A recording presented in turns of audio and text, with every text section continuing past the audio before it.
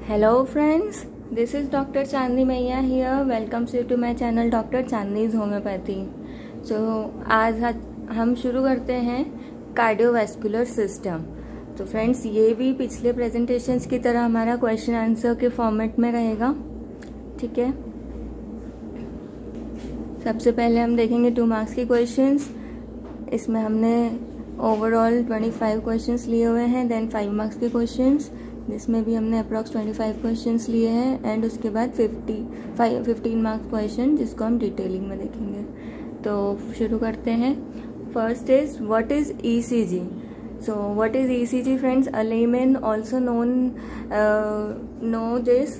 ECG is an graphical representation of electrical activities functioning in the heart by a cardiac muscle fibers। तो क्या है ये? Cardiac muscle fibres के through heart में जितनी भी इलेक्ट्रिकल इम्पल्सेस जनरेट होती है उसका जो ग्राफिकल रिप्रेजेंटेशन होता है उसको हम बोलते हैं ECG, और इसकी स्टडी को हम क्या बोलते हैं? Electrocardiography.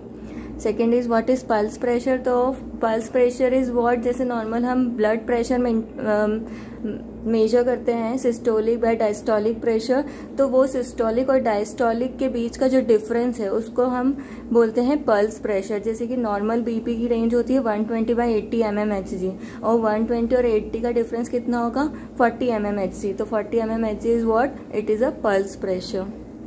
What are the main factors on which blood pressure depends?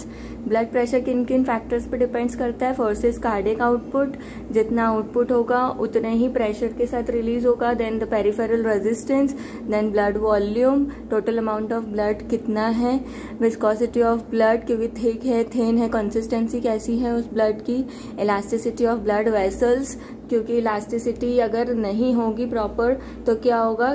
Constriction proper नहीं हो पाएगा वेसल्स का, जिसके कारण प्रेशर कम लगेगा। Velocity of blood and the diameter of lumen which is characterize by like atherosclerosis हो गया, प्लैक फॉर्मेशन हो गया, वहाँ पे क्या होता है? ल्यूमेन का डायमीटर जो है वो कम हो जाएगा जिसके कारण ब्लड फ्लो रिड्यूस हो जाएगा, ठीक है। Now what is heart rate? Heart rate is a number of heart beats per unit of time. Means 1 minute में हार्ट कितनी बार बीट कर रहा है, कितनी बार पंप कर रहा है, उसको हम बोलते हैं heart rate. Normal heart rate इस कितना होता है? 72 पर मिनट, और इसकी रेंज लेके चलेंगे बिटवीन 60 to 80 पर मिनट, ठीक है। अब what is cardiac output? Cardiac output is total amount of blood pumped out by ventricles in each beat, ठीक है। मतलब हर बार वेंट्रिकल से कितना total amount of blood pumped out हो रहा है to flow into the circulatory system. Now what is heart block? Heart block is the blockage of impulses generated by S A node. तो फ्रेंड्स क्या होता है?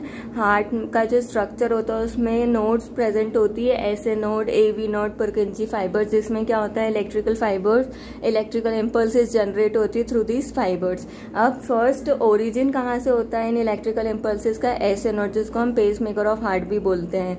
तो वहीं पे अगर कुछ ब्लॉकेज हो गया हो, वहीं पे पैथोलॉजी क्रिएट हो गई हो कार्डियक मस्कुलेचर में, तो उसके कारण क्या होता है कि वो इम्पल्सेस जनरेट हो आगे ही नहीं बढ़ पाती, जनरेट नहीं हो पाती है। उसको हम क्या बोलते हैं? कंप्लीट हार्ट ब्लॉक की कंडीशन, जिसको हमको कैसे ट्रीट करना पड़ता है? With the help of pacemaker, artificial pacemaker. Define pulse deficit. What are the causes? Pulse deficit क्या होता है? ये एक ऐसी कंडीशन होती है जिसमें पल्स रेट जो होता है वो हार्ट रेट से कम होता है। मतलब क्योंकि हमने ब्लड प्रेशर मेंटेन किया, हार्ट रेट जो है हमारा नॉर्मल कितना है? 72 पर मिनट है, तो उस बीच में जो उसका पल्स रेट होना चाहिए वो भी सेम होना चाहिए, इक्वल होना चाहिए। लेकिन जब ये डेफिसिट हो जाता है, डिक्रीज हो जाता है हार्ट रेट से, उसको क्या बोलते हैं हम? Pulse deficit. और इसके कॉजेज क्या क्या हो सकते हैं? वेंट्रिकुलर फिब्रिलेशंस की कंडीशन हो सकती है, स्ट्रोक वॉल्यूम रिड्यूस हुआ है उसके कारण हो सकती है, ठीक है। ये कॉजेज हो सकते हैं। What is pacemaker? Pacemaker अभी हमने देखा the structure of heart which generates the impulses to produce a heart beat is known as pacemaker और ऐसे node, sino auricular node. Define heart sound. Normally हमको ये पता है कि lub dub sound is a heart sound, but physiologically ये 4 तरह के होते हैं, first heart sound, second heart sound, third heart sound and fourth heart sound. और ये कब होते हैं? जब हम एट्रियम और वेंट्रिकुलर चैम्बर्स का कंट्रैक्शन और रिलैक्सेशन होता है, तो उनके ओपनिंग और क्लोजरिंग ऑफ वॉल्स के कारण जो साउंड क्रिएट होता है उसको क्या बोलते हैं? हार्ट साउंड्स बोलते हैं। What is stroke volume? Stroke volume is the amount of blood which is pumped out by each ventricle during each beat. ठीक है, तो ये होता है स्ट्रोक वॉल्यूम। नॉर्मल वैल्यू कितनी होती है? 70 ml। अब 5 मार्क्स के क्वेश्चंस देखते हैं। First is discuss the responses of the body during the compensated progressive stage of shock. So 3 तरह की शॉक की कंडीशन बनती है हमारी बॉडी में। फर्स्ट होती है non progressive and compensated stage, जिसमें बॉडी जो है वो कॉम्पनसेटरी मैकेनिज्म के थ्रू रिस्पॉन्स करती है। सेकेंड होती है progressive stage and the third is irreversible stage, मतलब उसको हम फिर से नॉर्मल फिजियोलॉजी में नहीं ला सकते हैं। ठीक है, तो one of these 3 stages combinations में भी प्रेजेंट हो सकती है। और शॉक के 2 ही कॉज मेनली कॉमनली देखे जाते हैं, लाइक हेमोरेजिक शॉक होता है या फिर हाइपोवॉलेमिक शॉक होता है। अब क्या हुआ कि कॉम्पनसेटरी मैकेनिज्म कैसे होता है बॉडी में, तो इसमें क्या होता है कि हाइपोवॉलेमिया हो गया, मतलब large amount of volume decrease हो गया किसी भी कारण से, due to accidental, due to hyper haemorrhagic condition के कारण। तो क्या होता है, जितना अमाउंट ऑफ ब्लड लॉस होता है तो बॉडी में फ्लूइड डिक्रीज हो जाएगा। अब फ्लूइड डिक्रीज होगा तो ब्लड प्रेशर डिक्रीज होगा, ठीक है, मॉडरेट अमाउंट में। तो इसके कारण क्या होगा कि जो हमारी कार्डियक मसल्स है वो क्या करेगी, इसको सिंक्रोनाइज करने की कोशिश करेगी, नॉर्मल पे लाने की कोशिश करेगी इस ब्लड फ्लो को। तो तब क्या होता है, बैरो रिसेप्टर्स और कीमो रिसेप्टर्स रिफ्लेक्सेस एक्टिवेट हो जाते हैं उस टाइम पे। इस्चीमिया जो होता है मेडुला ऑब्लोंगेटा में, इस्चीमिया की कंडीशन डेवलप हो जाती है क्योंकि फ्लो जो है वो वहाँ पे डिक्रीज हो जाता है। उसके कारण क्या होता है, स्ट्रॉन्ग सिंपैथेटिक रिस्पॉन्स जो है वो एक्टिवेट होता है। और वो क्या करता है, जो ब्लड वेसल्स होती है हमारी उसमें इंटेंस वेजो कॉन्स्ट्रिक्शन क्रिएट करता है, जिसके कारण फोर्सिबली ब्लड जो है वो फ्लो करता है। और उसके कारण क्या होता है, हार्ट रेट इंक्रीज होता है। तो क्या हुआ, सबसे पहले ब्लड वॉल्यूम जो बॉडी में जब भी डिक्रीज हुआ due to any type of shock condition, तो मेडुला ऑब्लोंगेटा में इस्चीमिक कंडीशन बनी और उसने क्या किया, सिंपैथेटिक मैकेनिज्म को एक्टिवेट किया और बैरो रिसेप्टर्स और कीमो रिसेप्टर्स रिफ्लेक्सेस को एक्टिवेट किया। और उसके कारण क्या होता है, वेजो कॉन्स्ट्रिक्शन होता है इंटेंस अमाउंट में, और वो क्या करता है, हार्ट रेट को इंक्रीज करता है, ब्लड प्रेशर को नॉर्मल की तरफ ले जाने के लिए। और इसको क्या बोलते हैं, stress relaxation response of blood vessels बोलते हैं इसको।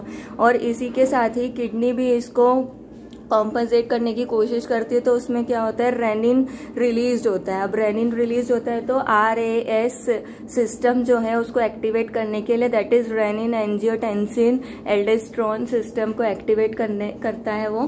तो जब रेनिन सिक्रीट होना शुरू होगा तो एंजियोटेंसिनोजन सेकेंड का फॉर्मेशन करता है वो। उसके कारण क्या होता है, एल्डोस्टेरोन रिलीज होता है एड्रेनल कॉर्टेक्स से।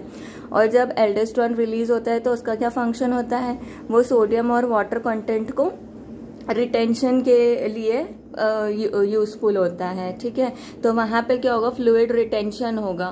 तो इससे क्या होगा, जो ब्लड शिफ्ट फिनोमिना हुआ है वो वहां पे नॉर्मलाइज हो जाएगा। इंटरस्टिशियल स्पेसेस से जो है ब्लड वो इंटेस्टाइनल ल्यूमेन में मूव कर जाएगा, which increase the sensation of thirst and इसके कारण क्या होगा, वाटर इनटेक ज्यादा होगा बॉडी में, which also helps to elevate the normal blood volume.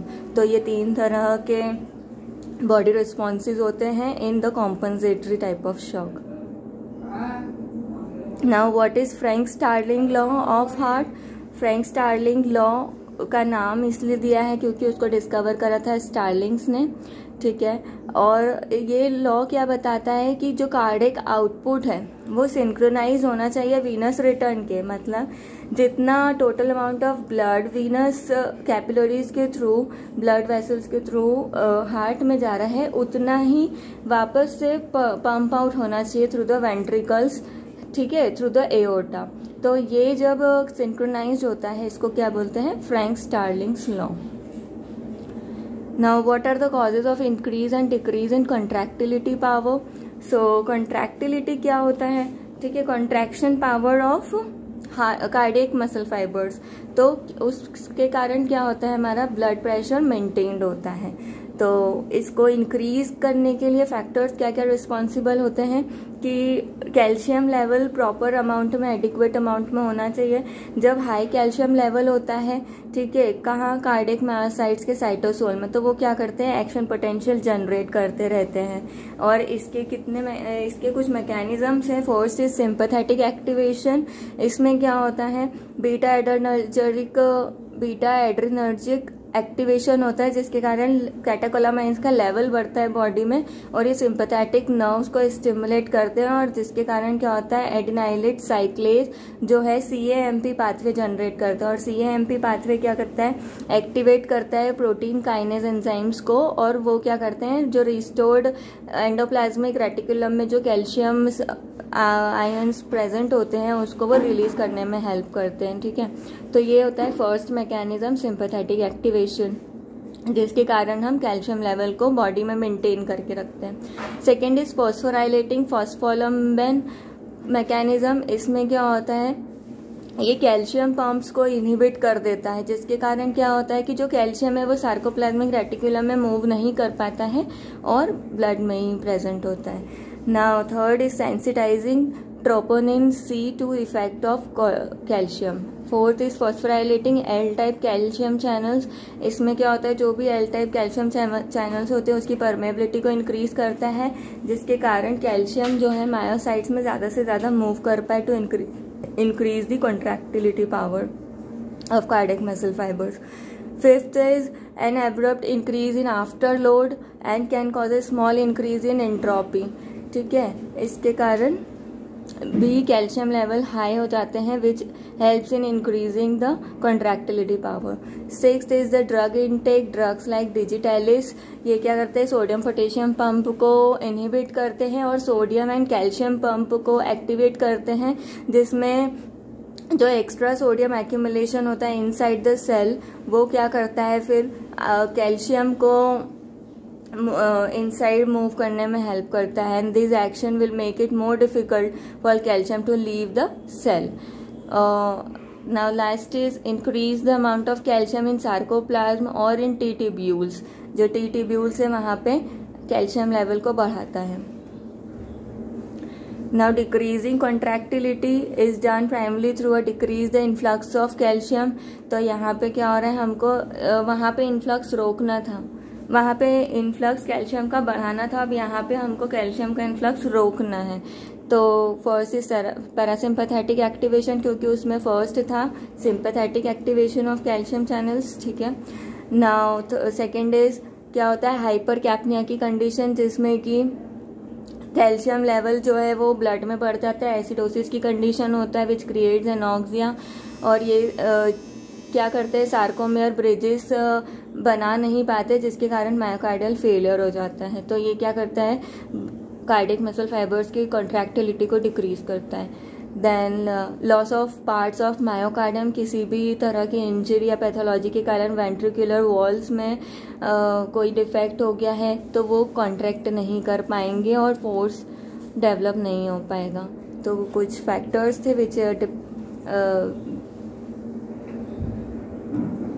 which helps in increasing and decreasing contractility of heart muscles.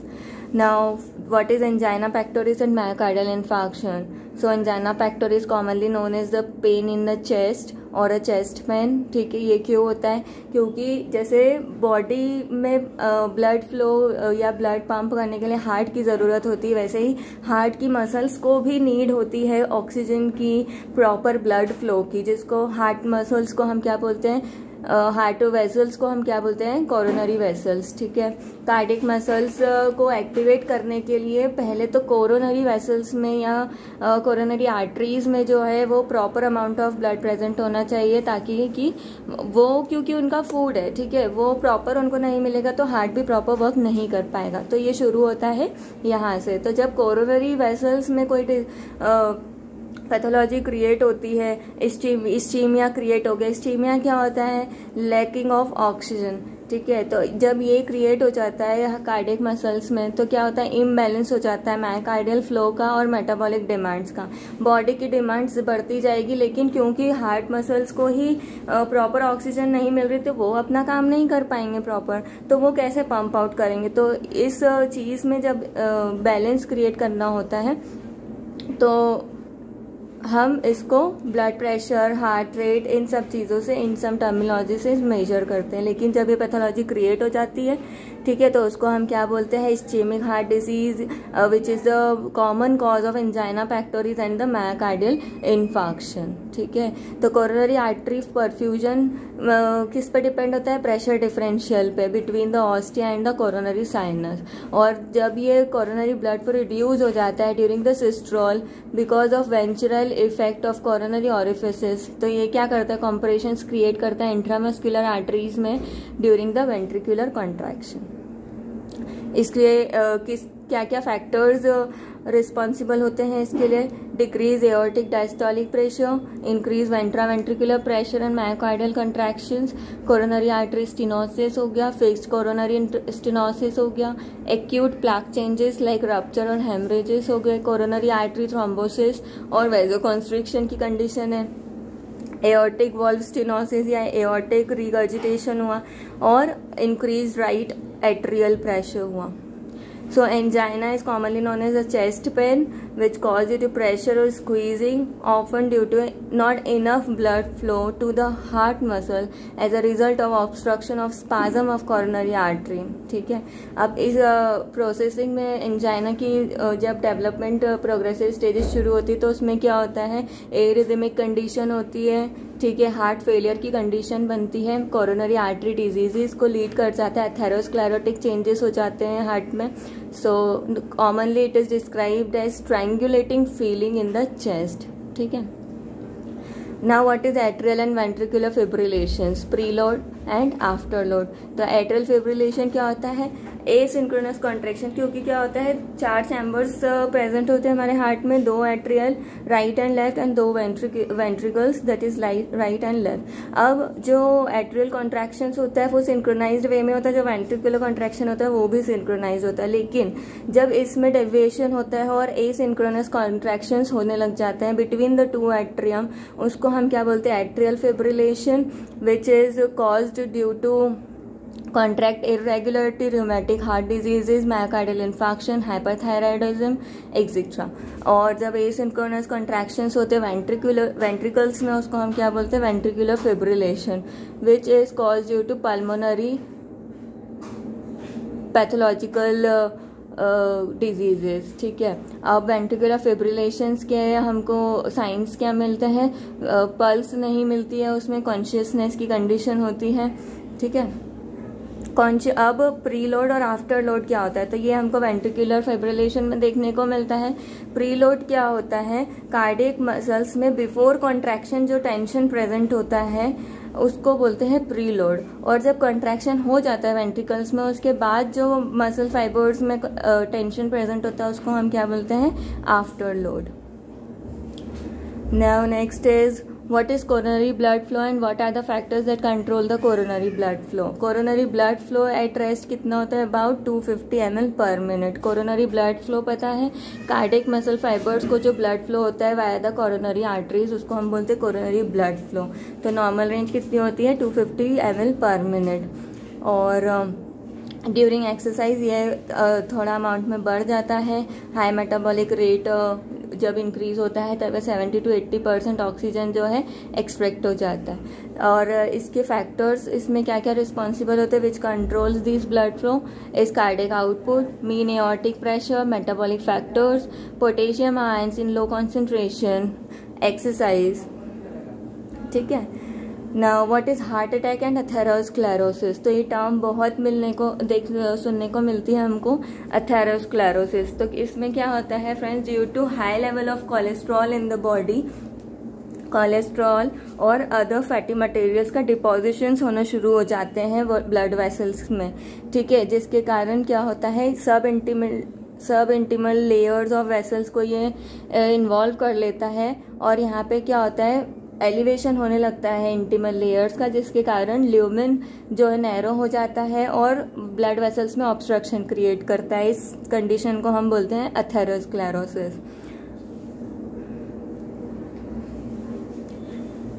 और ये किस चीज़ को लीड करता है, सबसे ज़्यादा मायोकार्डियल इन्फार्क्शंस का जो कॉज रिस्पॉन्सिबल है वो है atherosclerotic changes. Now what is hypotension and hypertension.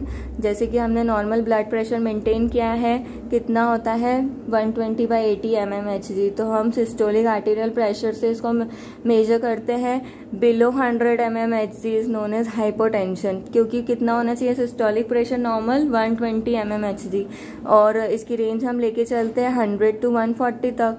लेकिन बिलो 100 mmHg जब सिस्टोलिक प्रेशर होता है उसको हम बोलते हैं hypotension, which is caused due to hemorrhage, cardiovascular disorders, loss of tone, extreme pain, standing and Addison's disease. And when diastolic pressure normal कितना होना चाहिए 80 mmHg, जिसकी हम रेंज लेके चलते हैं 90। ठीक है, अब ये अबव 140/90 mmHg अगर ब्लड प्रेशर देखने को मिल रहा है उसको हम क्या बोलते हैं, हाइपरटेंशन की condition, which is cause due to sodium ion intake in diet and psychological factors and hereditary causes. Now what is end diastolic volume and factors which influencing end diastolic volume. So end diastolic volume क्या होता है, total amount of volume of blood which occupies the ventricle at the end of diastole. ठीक है, diastolic phase के and में ventricles में कितना amount of blood बच रहा है उसको हम क्या बोलते हैं, and diastolic volume. 70% of blood जो है वो एट्रियम टू वेंट्रिकल्स फ्लो होता है। सिस्टोल में एडिशनल 30% जो है वो वेंट्रिकल में एंटर करता है, और उसके बाद डायस्टोलिक वॉल्यूम टोटल अमाउंट कितना हो जाता है 120 to 130 ml। Factors responsible for this is time interval between successive contractions, velocity of ventricle relaxation, magnitude of atrial ventricular pressure during diastole, distensibility of ventricles and dilating effect of negative intrathoracic pressure surrounding the heart. What is the coronary blood flow and mention its regulation. तो coronary blood flow हमने देखा कितना होता है, about 250 ml normal range में। ठीक है, अब coronary blood flow is a blood flow, it is a circulation of blood in the blood vessels of heart muscles. उसके वो क्या करता है, ऑक्सीजन ट्रांसपोर्ट करता है to the cardiac muscle fibres और the myocardium wall of the heart. ठीक है, ये होता है कोरोनरी ब्लड फ्लो, और इसका रेगुलेशन देखते हैं। So friends, coronary blood flow जो है वो डिपेंड होता है किस पे, आर्टीरियल प्रेशर पे, डायस्टोलिक टाइम पे एंड स्मॉल वेसल्स रेजिस्टेंस पे। ठीक है, अब इसमें क्या होता है, जैसे ही कार्डियक मसल फाइबर्स में ऑक्सीजन की क्वांटिटी कम हो जाएगी या पार्शियल प्रेशर ऑफ ऑक्सीजन कम होने लग जाएगा मायोकार्डियम्स में, तो ये क्या करेगा, इनिशिएट करेगा वहाँ पे ब्लड फ्लो को। उसके कारण क्या होगा, हाई फ्लो होगा, हाई रेगुलेशन होगा। तो एक तो ये फैक्टर रेगुलेट करता है कोरोनरी ब्लड फ्लो को। Second is the regulation of blood flow, it depends on the local intrinsic regulation, the production of vasodilating metabolites in response to minimal degree of ischaemia. अगर ischaemic condition create हो रही है तो वैसोडाइलेटिंग metabolites का production कैसा हो रहा है उस पर डिपेंड करेगा। एंड ये क्या करता है, लोकल रेगुलेशन जो है वो डोमिनेट कर जाता है रिमोट रेगुलेशन पर। Remote is what, the decrease in oxygen और partial pressure of oxygen into the myocardium. ठीक है, तो ब्लड फ्लो डिस्ट्रीब्यूशन जो होता है मायोकार्डियम का वो डिपेंड होता है रीजनल इन वेरिएशन, मतलब जो रीजनल पार्ट्स है, पेरिफेरल पार्ट्स है, वहाँ पर डिमांड कितनी है उसके अकॉर्डिंग। और ये अगर डिस्टर्ब होता है with the presence of obstructive coronary atherosclerosis और या फिर सिलेक्टिव इस्चीमिक कंडीशन, तो ये क्या क्रिएट करता है, एक पैची ट्रांसम्यूरल जोन क्रिएट करता है या फिर कॉन्सेंट्रिक मायोकार्डियल शेल्स को प्रोड्यूस करता है, विच is the clear cut but the local abnormality in the metabolism and the performance. ठीक है, now the 15 mark question is the cardiac cycle. Define cardiac cycle and what are its various events. So cardiac cycle is क्या है, it is an sequence of mechanical and electrical events that repeats every heartbeat. पर beat of heart में क्या होता है, कुछ सेवरल्स mechanical और electrical responses होते हैं कार्डियक मसल फाइबर्स में, जो एक साइकिल के रूप में होता है, उसको हम क्या बोलते हैं, कार्डियक मसल साइकिल, जिसमें 2 फेजेस होते हैं, कॉन्ट्रैक्शंस के एंड रिलैक्सेशंस के।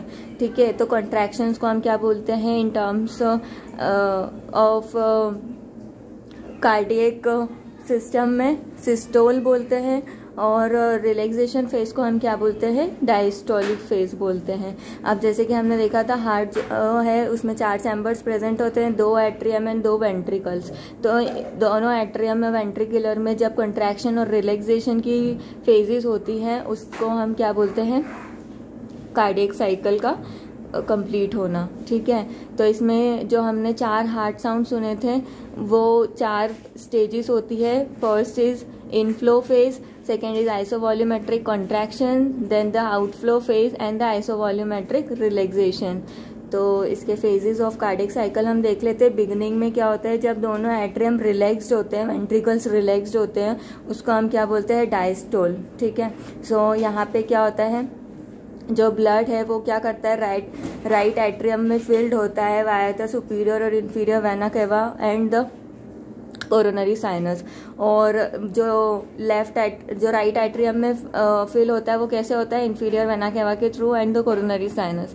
ठीक है, और लेफ्ट एट्रियम में कहाँ से आता है, पल्मोनरी वेन्स से। ठीक है, यहाँ पे क्या होता है, दोनों ट्राइकस्पिड और मिट्रल वॉल्व्स जो है वो वहाँ पे ओपन होती है, एट्रोवेंट्रिकुलर वॉल्व्स ओपन होती है, जिसके कारण ब्लड फ्लो होता है फ्रॉम एट्रियम टू वेंट्रिकल्स, और approx 70 to 80% of ventricular filling होती है थ्रू दिस मेथड। फिर उसके बाद क्या होता है, जो वेंट्रिकुलर सेमिलुनर वॉल्व्स होती है वो और पल्मोनरी एओर्टिक्स वॉल्व होती है, उस वक्त ये क्लोज होती है, which prevents the back flow of blood into the right and left ventricles from the pulmonary trunk and the right and the aorta on the left side of ventricle.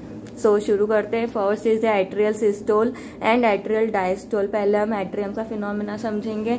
जब contraction होता है दोनों atrium में, क्योंकि blood filled हो चुका है, right में कहाँ से आया था, सुपीरियर इन्फीरियर वेना केवा और कोरोनरी साइनस से, और लेफ्ट एट्रियम में कहाँ से आया, पल्मोनरी वेन से। तो एट्रियम में ब्लड फिल्ड हो चुका है, अब यहाँ से कहाँ जाना है, उसको वेंट्रिकल्स में जाना है। तो क्या होगा, कॉन्ट्रैक्शन होगा, तो एट्रियल कॉन्ट्रैक्शन होगा, जो कि हमको ईसीजी में पी वेव में शो रिप्रेजेंट होता है। ठीक है, अब जैसे ही एट्रियल मसल्स कॉन्ट्रैक्ट होगी तो सुपीरियर पोर्शन ऑफ एट्रिया का क्या होता है, टुवर्ड्स द एट्रोवेंट्रिकुलर सेप्टम होता है, वो क्या करता है, प्रेशर अराइज करेगा और ट्राइकस्पिड और माइट्रल वॉल्व्स को ओपन करेगा, जिसके कारण फ्लो ऑफ ब्लड कहाँ होगा, into the ventricles, which is the start of atrial systole, जिसमें normally approx 70 to 80% of ventricular volume filled हो जाता है, और रिमेनिंग 20 to 30% जो होता है वो later stage of atrial systolic phase में फिल्ड हो जाती है। तो एट्रियल सिस्टोल